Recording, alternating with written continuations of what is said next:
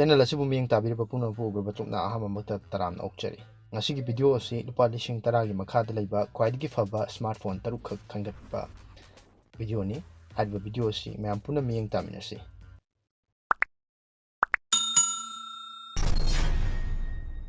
Ahanbada masigi listigi hanbada laiba number taruk suba position da laiba si Realme Narzo 30A ni.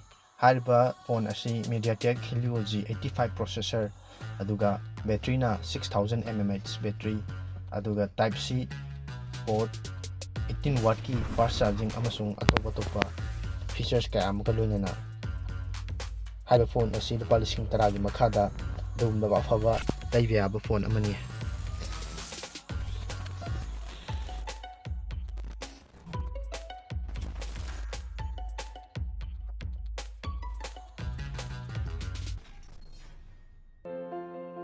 Listing mga subada lariba phone asina Realme C25 ne. Masigi maruiba features kara hairabada processor da Helio G70 processor, battery na 6000 mAh battery amasung 18 watt ki fast charging loina na type C port, triple camera hairiba phone asisu lupa lising taragi makhada laiba yaba adugumba afaba phone singi manungda phone amani. Adomna lupa lising taragi makhada laiba afaba phone ama laibinabagidamakta TV ba oiragadi hairiba list asigi loyo phawbutang yengbiu sungsoi-soidana adonggidamakta yamna chanaba mamanga chanaba amasung adonggidamakta yamna faraba phone ama sungsoi-soidana khandokpa ngamgani.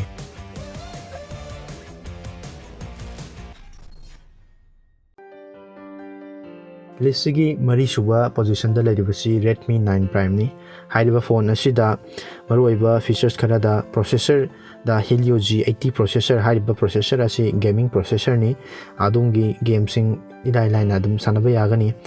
Battery da 5020 mAh battery 18 watt fast charging amasung type C support ni. Hairiba phone asida Gorilla Glass 3 gi protection amasung water resistant protection company gi maikai diki piri. List asigi ahum subada lariba phone asi Redmi 9 Power ni. Hairiba phone asida processor da Snapdragon 662 gi processor, 6000 mAh ki battery, 18 watt ki fast charging, type C support, Gorilla Glass 3 gi protection amasung quad camera marina maningda quad camera loinana side ta fingerprint sensor su yauri. List asigi ani suba position da lariba phone asi Redmi Note 9 ni. Hairiba phone asi processor da Helio G85 processor, 5020 mAh ki battery amasung 18 watt ki fast charging support tawi. Box tana 22.5 k watt charger amaga loinana 4GB 64GB ki phone ni. Hairiba phone asi da Gorilla Glass 5 ki protection su piri. Hairiba phone asi design da yengasu yamna ki phajaba aduga front ta 13 megapixel gi in display camera su yauri.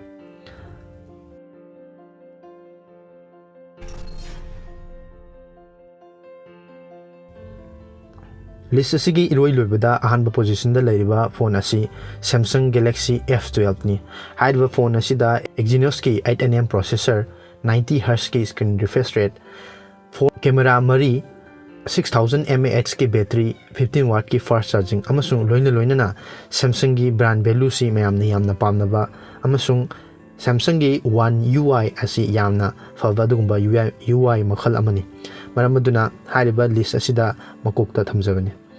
Masini ngasigi oina aina lupa lising taragi makhada laiba khwaidagi faba phone taruk khangatjabani. Asigumba video si matungdasu yengbinamgidamakta channel asibu subscribe tawbiu amadi notification bell bu nambiu. Asigi oinadi matang asida losinjari asigumba anoba video amadamu thengnarasi. Mayam pumnamu amuk hanna khurumjari.